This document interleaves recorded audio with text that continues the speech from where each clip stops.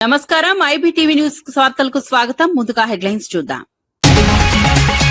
హైదరాబాద్ లో Uber విస్తరణపై CM Revanth తో చర్చలు. ఫ్యూచర్ సిటీలో కార్పొరేట్ ఆఫీసుపై ఉబేర్ ఆసక్తి. మల్టీలెవెల్ పార్కింగ్లపై ఉబేర్ కు సీఎం సూచనలు. ఉబేర్ విస్తరణకు పూర్తి సహకారం ఇస్తామన్న సీఎం.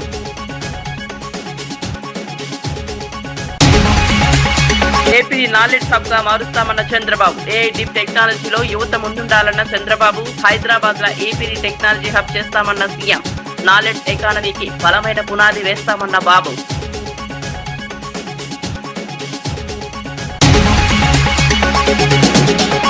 తెనాలి అగ్ని ప్రమాదంపై మంత్రి మనోహర్ ఆవేదన. ఫైర్ ఇంజిన్ ఆలస్యంతో ప్రమాద తీవ్రత పెరిగిందన్న నిర్వాహకులు. అగ్నిమాపక వ్యవస్థను బలోపేతం చేయాలన్న మంత్రి. బాధితులకు ప్రభుత్వం అండగా ఉంటుందన్న మనోహర్.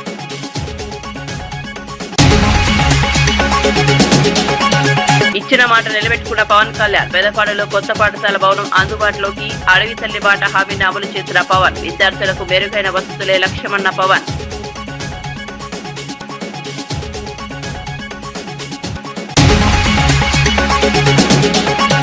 సామాన్యుల పొదుపుపై మోదీ వ్యాఖ్యలు విడ్డూరమన్న మహేష్. పెట్రోల్ ధరలతో ప్రజల నుండి వీచారన్న మహేష్.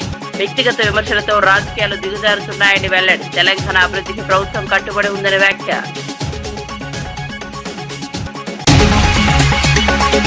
ఇక వార్త వివరాల్లోకి వెళ్తే, ముఖ్యమంత్రి రేవంత్ రెడ్డితో ఉబేర్ సంస్థ సీఈఓ దారా కోగ్రోషాహి జూబ్లీహిల్స్ నివాసంలో భేటీ అయ్యారు. సమావేశంలో Uber chief business officer Madhu Kannan, Uber India president Prabhjit Singh, chief technology officer Praveen నిప్పల్లినాగా పాల్గొన్నారు.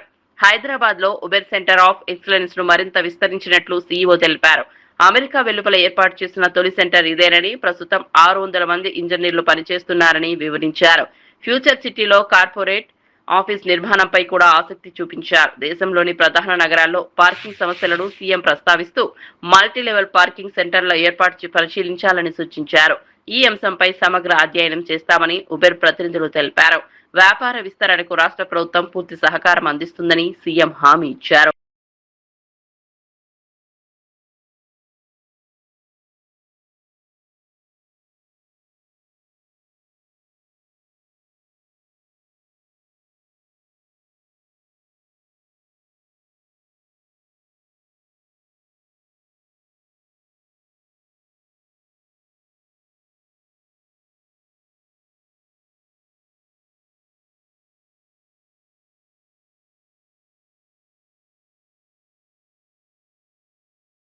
ఆంధ్రప్రదేశ్ ను భవిష్యత్తులో ప్రపంచ స్థాయి నాలెడ్జ్ హబ్ గా తీర్చిదిద్దడమే లక్ష్యమని సీఎం చంద్రబాబు నాయుడు అన్నారు.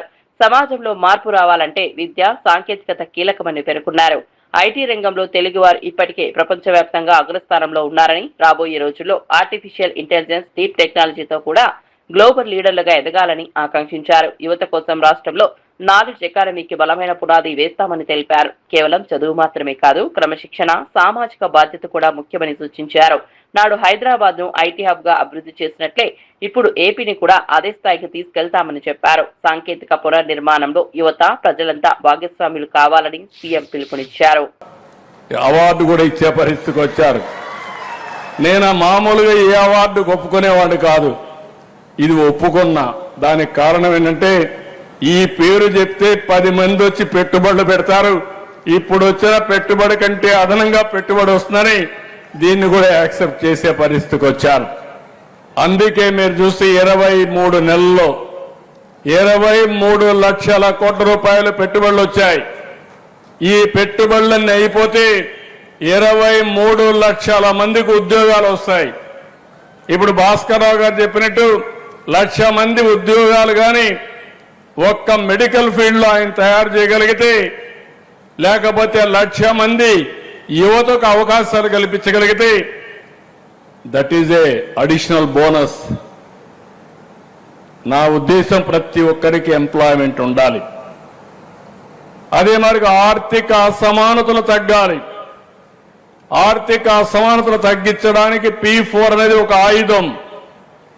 నేను ఏది కూడా ఒకసారి సంకల్పం చేసి దాన్ని జయప్రదం చేసే వరకు ముందుకు తీసుకెళ్తాం.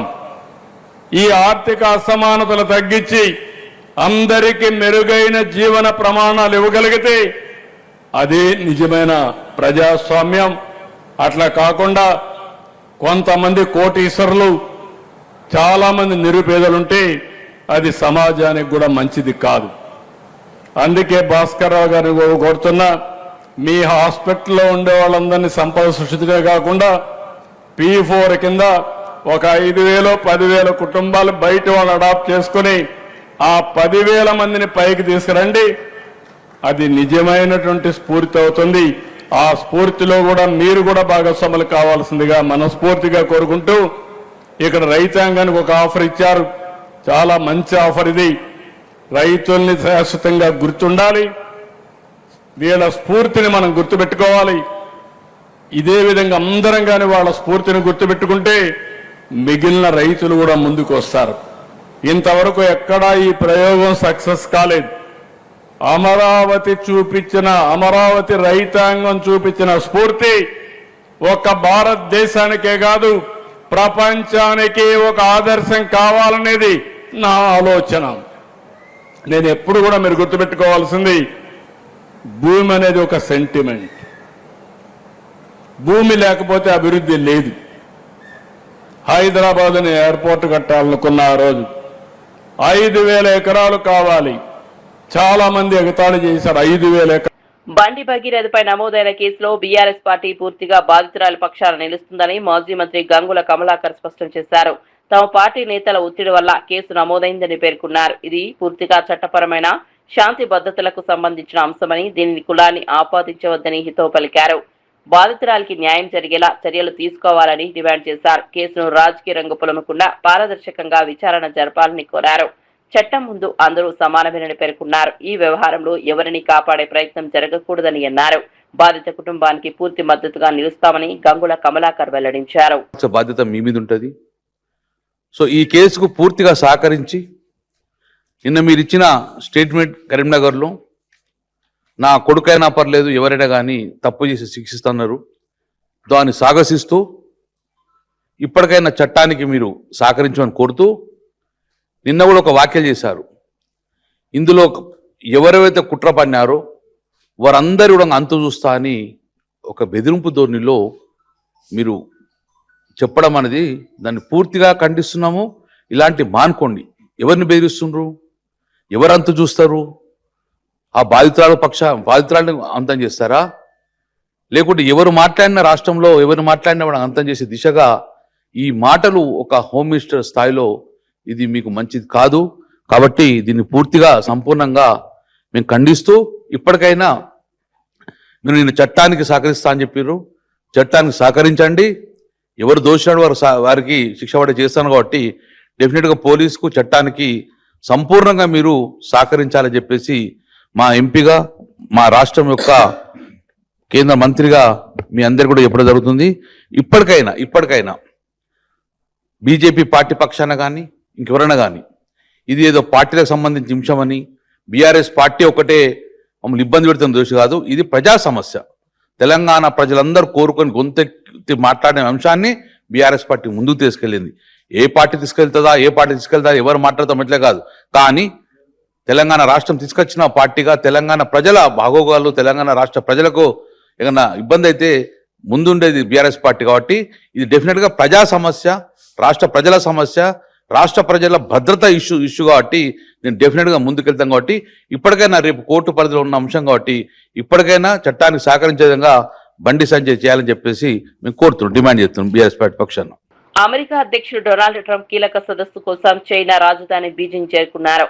ఈ పర్యటనలో ప్రముఖ పారిశ్రామికవేత్త ఎలాన్ మస్క్, ఎరిక్ ట్రంప్, లారా ట్రంప్ కూడా పాల్గొన్నారు.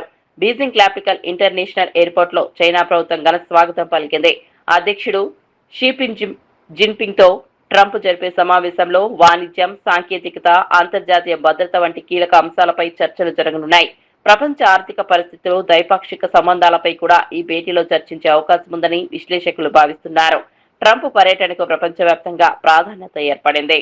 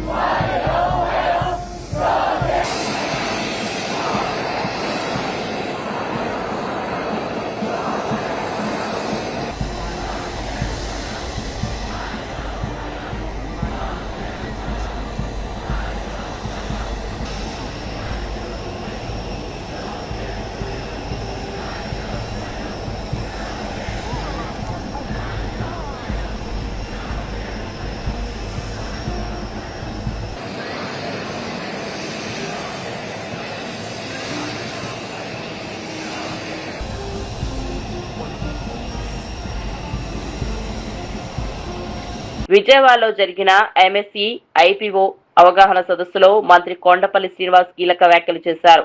రాష్ట్రంలో 20 లక్షల ఉద్యోగాల కల్పన లక్ష్యంగా ప్రభుత్వం పనిచేస్తోందని తెలిపారు. ఎంఎస్ఎంఈ రంగాన్ని బలోపేతం చేసేందుకు ప్రత్యేక చర్యలు తీసుకుంటున్నామని పేర్కొన్నారు. రాష్ట్రంలో సొంతంగా స్టాక్ ఎక్స్చేంజ్ ఏర్పాటు చేసే ప్రతిపాదనలు సిద్ధమయ్యాయని వెల్లడించారు. దీని ద్వారా చిన్న పరిశ్రమలకు నిధుల సేకరణ సులభమవుతుందని చెప్పారు. పారిశ్రామికవేత్తలకు ప్రోత్సాహం అందించేందుకు కొత్త పథకాలు తీసుకొస్తామని తెలిపారు. మార్చి 25న మరిన్ని పథకాలు ప్రారంభం కానున్నాయని వెల్లడించారు. ఒక చైర్పర్సన్ గా వ్యవహరించి ఎప్పటికప్పుడు అటు ఎంఎస్ఎంఈని అలాగే అదర్ డిపార్ట్మెంట్స్ ని గైడ్ చేస్తూ ఈరోజు ఇండస్ట్రీస్ ని ఇక్కడ ఆంధ్రప్రదేశ్లో స్థాపించడానికి చాలా సింప్లిఫైడ్ మెకానిజంలో తీసుకున్నటువంటి గౌరవ మంత్రివర్యులు నారా లోకేష్ గారికి ప్రధానంగా ఈవెంట్ రావడానికి నేను వారికి ప్రత్యేకమైన ధన్యవాదాలు తెలియజేసుకుంటూ మరి అలాగే ఈ ఈవెంట్ని ఆంధ్రప్రదేశ్లో స్టాక్ ఎక్స్చేంజ్కి అంటే ఎస్ఎంఈ ఐపీఓస్ని ఎస్టాబ్లిష్ చేయాలి, ఒక అవేర్నెస్ ప్రోగ్రామ్ పెట్టాలి. సుదీర్ఘంగా ఒక 6 నెలల నుంచి నేను ఎప్పటికప్పుడు కృష్ణదేవరావు గారిని ఎప్పుడు ఢిల్లీ వెళ్ళినా కూడా ఆయన టీం నాకు ఎప్పుడు కూడా మాట్లాడుతున్నారు. ఒక 1 మంత్ బ్యాక్ ఫోన్ చేసి మనకి ఎన్ఎస్సి సిఇఓ గారు వస్తున్నారు, మన ఆంధ్రప్రదేశ్లో ఒక ఈవెంట్ పెడదాము, ఆ ఈవెంట్ ద్వారా మన ఇండస్ట్రీస్ అందరికీ కూడా ఒక అవేర్నెస్ ప్రోగ్రామ్ పెడదాము. బికాజ్ రీసెంట్గా లాస్ట్ ఇయర్లో ఎంపీ గారు చెప్పినట్టుగా 290 ఎస్ఎంఈ ఐపీఓస్ని ఎస్టాబ్లిష్ చేస్తే సుమారు 10,000 కోట్ల ఫండింగ్ ఎస్ఎంఈస్కి రైజ్ చేయడం జరిగింది. కానీ మన ఆంధ్రప్రదేశ్ నుంచి చాలా లిమిటెడ్గా ఉంది. బట్ వేరేజ్ ఇన్వెస్ట్మెంట్ ఇన్ స్టాక్ ఎక్స్చేంజ్ చాలా మంది ఇన్వెస్ట్ చేస్తున్నారు, కానీ మన ఆంధ్రప్రదేశ్ ఆంటర్ప్రినర్స్ ఎస్ఎంఈ యూనిట్స్ ఎవరైతున్నారో దాని అడ్వాంటేజ్ తీసుకోవట్లేదు. సో ఖచ్చితంగా ఇది పబ్లిక్ తెలియజేయాలని ఆయన సుదీర్ఘ ప్రయాణంలో నాకు ఇచ్చినటువంటి సలహా మేరకు ఈవెంట్ పెట్టినందుకు మరి లావు కృష్ణదేవరాయలకు ప్రత్యేకంగా ధన్యవాదాలు తెలియజేసుకుంటూ మరి అలాగే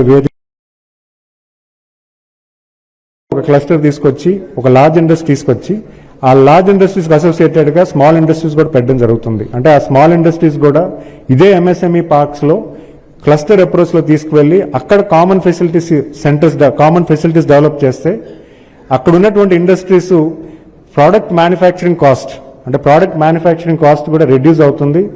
ప్రపంచ స్థాయిలో లో కాస్ట్ ఆఫ్ మ్యానుఫ్యాక్చరింగ్ వెళ్తారన్న ఒక ఆలోచనతో ఈరోజు గౌరవ ముఖ్యమంత్రి గారు దాన్ని కార్యరూపం చేస్తున్నారు.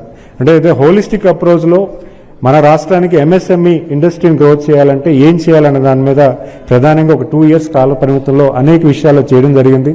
మీరు చూసుకుంటే పాలసీస్ కూడా సుమారు 24-25 పాలసీస్ సెక్టర్ ఓరియంటెడ్ పాలసీస్ కూడా ఇవ్వడం జరిగింది. చాలా విధి విధానాలు అంటే ఇక్కడ సర్క్యులర్ ఎకానమీ అవ్వచ్చు, అలాగే మీరు చూసుకుంటే ఈవీ మ్యానుఫ్యాక్చరింగ్ అవ్వచ్చు, ఈవీ ఛార్జింగ్ స్టేషన్స్ అవ్వచ్చు, అలాగే గ్రీన్ ఎనర్జీ దాని మీద అవ్వచ్చు, ఇవన్నీ కూడా పాలసీస్ డిఫైన్ చేసి స్పెసిఫిక్ టు ఇండస్ట్రీ కూడా తీసుకురావడం జరుగుతుంది. మరి అంతేకాకుండా Andhra Pradesh CDP program cluster development ప్రోగ్రాంలో కూడా సుమారు 300 కోట్లు ఇచ్చి ఎవరైతే క్లస్టర్ కామన్ ఫెసిలిటీ సెంటర్స్ పెడతారో వాళ్ళకు కూడా ఒక 10 crores వరకు ప్రాజెక్టు 90% గ్రాంట్ కింద కూడా ఇవ్వడం కూడా జరుగుతుంది. అది కూడా రేపు 25th March కూడా అది కూడా లాంచ్ చేయడం జరుగుతుంది. మరి అలాగే ఇప్పుడు ఉన్నటువంటి పిఎంఈజీపీ, పిఎంఎఫ్ఎంఈ అలాంటి ఏదైతే స్కీమ్స్ ఉన్నాయో, అలాగే chief minister entrepreneurship development program అది కూడా రేపు మే 25వ తారీఖున గౌరవ ముఖ్యమంత్రి గారి చేతుల మీద లాంచ్ చేసి సుమారు 200 కోట్లు ఈ ఆర్థిక సంవత్సరంలో కూడా బడ్జెట్ ఇవ్వడం జరుగుతుంది. కర్ణాటక కాంగ్రెస్ రాజకీయాల్లో నాయకత్వ మార్పు చర్చ మళ్లీ తెరపైకి వచ్చింది. బెంగళూరులోని కేపీసీసీ కార్యాలయం బయట డిప్యూటీ సీఎం డీకే శివకుమార్ ఫోటోలతో నెక్స్ట్ సీఎం డీకే శివకుమార్ అంటూ పోస్టర్లు వెలిశాయి. ఆయన పుట్టినరోజు సందర్భంగా అభిమానులు ఈ పోస్టర్లు ఏర్పాటు చేసినప్పటికీ కాంగ్రెస్ పార్టీలో అంతర్గత విభేదాలపై చర్చ మొదలైంది. 2023లో కాంగ్రెస్ అధికారంలో వచ్చినప్పటి నుంచి సీఎం పదవిపై సిద్దరామయ్య, డీకే శివకుమార్ వర్గాల మధ్య పోటీ ఉందనే ప్రచారం కొనసాగుతోంది. ఇప్పుడు ఈ పోస్టర్లు రాజకీయ వర్గాల్లో కొత్త చర్చకు దారితీశాయి. పార్టీ నాయకత్వం ఈ అంశంపై ఎలా స్పందిస్తుందనేది ఆసక్తిగా మారింది.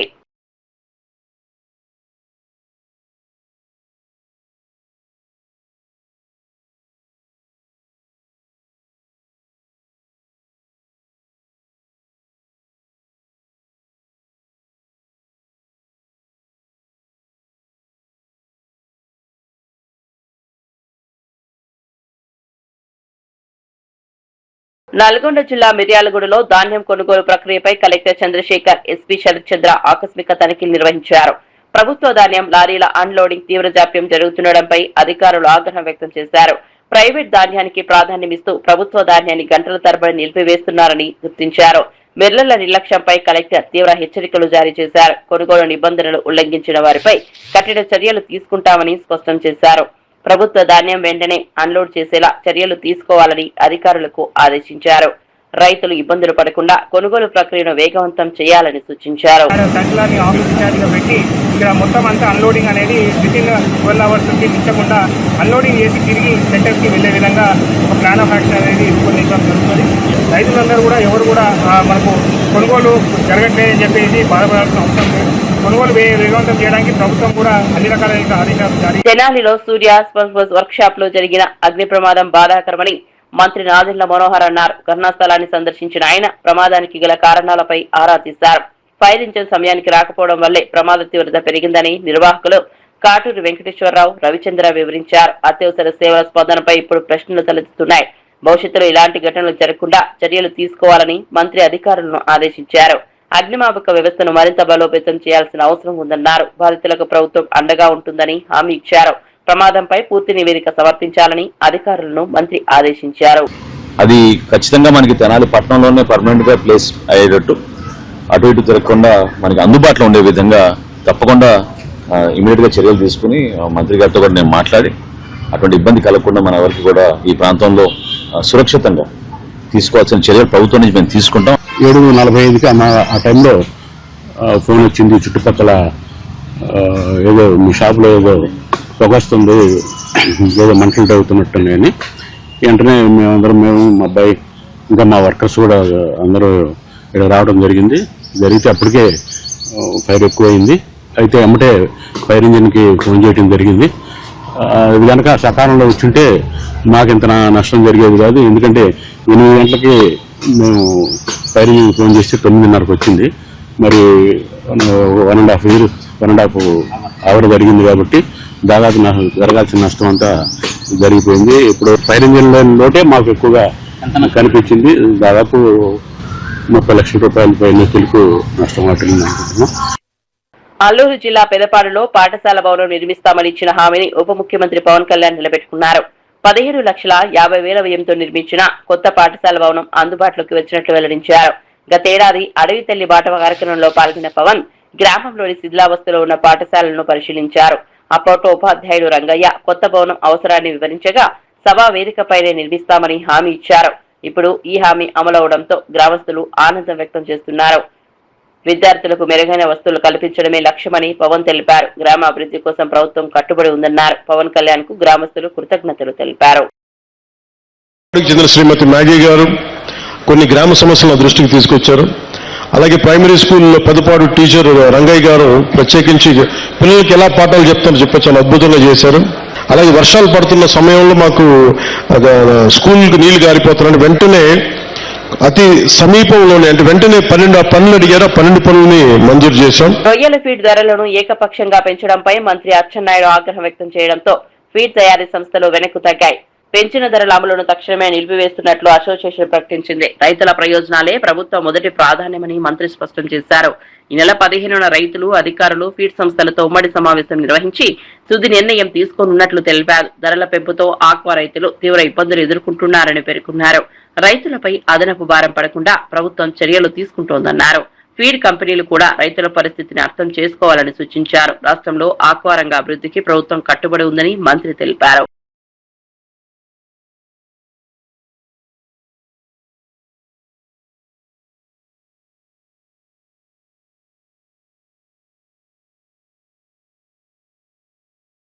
కేంద్రంలోని మోదీ ప్రభుత్వం సామాన్యుల పొదుపుపై మాట్లాడడం విడ్డూరంగా ఉందని టీపీసీసీ చీఫ్ మహేష్ కుమార్ గౌడ్ విమర్శించారు. అంతర్జాతీయ మార్కెట్లో క్రూడ్ ఆయిల్ ధరలు తగ్గినా దేశంలో పెట్రోల్ ధరలు నిలిపించి ప్రజల నడ్డి విరిచాయని మండిపడ్డారు. సామాన్యులపై ఆర్థిక భారం పెరుగుతుండగా కేంద్రం ప్రజలకు ఉపశమనం కల్పించడంలో విఫలమైందన్నారు. ముఖ్యమంత్రి రేవంత్ రెడ్డిపై బీఆర్ఎస్ నేత కేటీఆర్ వాడుతున్న భాష అభ్యంతరకరమని పేర్కొన్నారు. సోషల్ మీడియాలో అసభ్యకర పోస్టులు పెడుతూ రాజకీయాలను దిగజారుస్తున్నారని ఆరోపించారు. ప్రజా సమస్యలపై చర్చించకుండా వ్యక్తిగత విమర్శలకు దిగడం సరికాదన్నారు. తెలంగాణ అభివృద్ధికి కాంగ్రెస్ ప్రభుత్వం కట్టుబడి ఉందని మహేష్ కుమార్ గౌడ్ స్పష్టం చేశారు. పెద్ద సినిమాల విడుదల విషయంలో ఎలాంటి సమస్యలు రాకుండా చూసుకుని ఇప్పుడు తమ సినిమా రిలీజ్ సమయంలోనే పర్సెంటేజీల వివాదాన్ని తెరపైకి తీసుకురావడం వెనుక ఉద్దేశం ఏమిటని నిర్మాత రవిశంకర్ ప్రశ్నించారు. నిజంగా పర్సంటేజీ విధానాన్ని మార్చాలనే ఆలోచన ఉంటే మీ సినిమాల సమయంలోనే అమలు చేసి ఆదర్శంగా నిలవాల్సిందిగా వ్యాఖ్యానించారు. అలా చేసి ఉంటే ఫిలిం నగర్ లో మీకు విగ్రహం కూడా కట్టించే వాళ్ళమని సెటైర్లు వేశారు. తమ సినిమా విడుదల సమయానికే కావాలన్న ఈ అంశాన్ని పెద్దది చేసి వివాదాన్ని రగిలించే ప్రయత్నం జరుగుతోందని ఆరోపించారు. ఇండస్ట్రీలో సమాన న్యాయం ఉండాలని, చిన్న సినిమాలను ఇబ్బంది పెట్టే విధంగా వ్యవహరించడం సరికాదన్నారు.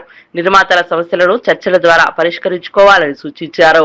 ఇన్నాళ్ళు ఇందాక చెప్పిన లిస్టు ఒక 5-6 సినిమాలు 7 సినిమాల మీది ఈ అన్ని పాస్ అయిపోయి కరెక్ట్గా ఏటోళ్ళు కరెక్ట్ మా సినిమా వచ్చే టైంకి ఇది పాపప్ చేసి దీన్ని ఫ్లేర్ అప్ చేసి ఏదో చేద్దాం అనేది ఏంటి సార్? మీ పెద్ద మనసును చక్కగా మీ పెద్ద సినిమా ఉన్న రోజున ఇదిగో పర్సంటేజ్ ఇదిగోండి అని హ్యాపీగా వేయొచ్చు కదా సార్. మీరు ఒక ఎగ్జాంపుల్ ఉంటారు, మీకు కూడా విగ్రహం కడతాం ఎక్కడెక్కడ మంచి ఫిలిం నగర్లోనే ఎక్కడో. ఇన్నాళ్ళు ఇందాక చెప్పిన లిస్టు ఒక 5-6 సినిమాలు 7 సినిమాల మీది ఈ అన్ని పాస్ అయిపోయి కరెక్ట్గా ఏటోళ్ళు కరెక్ట్ మా సినిమా వచ్చే టైంకి ఇది పాపప్ చేసి దీన్ని ఫ్లేర్ అప్ చేసి ఏదో చేద్దాం అనేది ఏంటి సార్? మీ పెద్ద మనసును చక్కగా మీ పెద్ద సినిమా ఉన్న రోజున ఇదిగో పర్సంటేజ్ ఇదిగోండి అని హ్యాపీగా వేయొచ్చు కదా సార్. మీరు ఒక ఎగ్జాంపుల్ ఉంటారు, మీకు కూడా విగ్రహం కడతాం ఎక్కడెక్కడ మంచి ఫిలిం నగర్లోనే ఎక్కడో. అప్డేట్స్ కోసం చూస్తూనే ఉండండి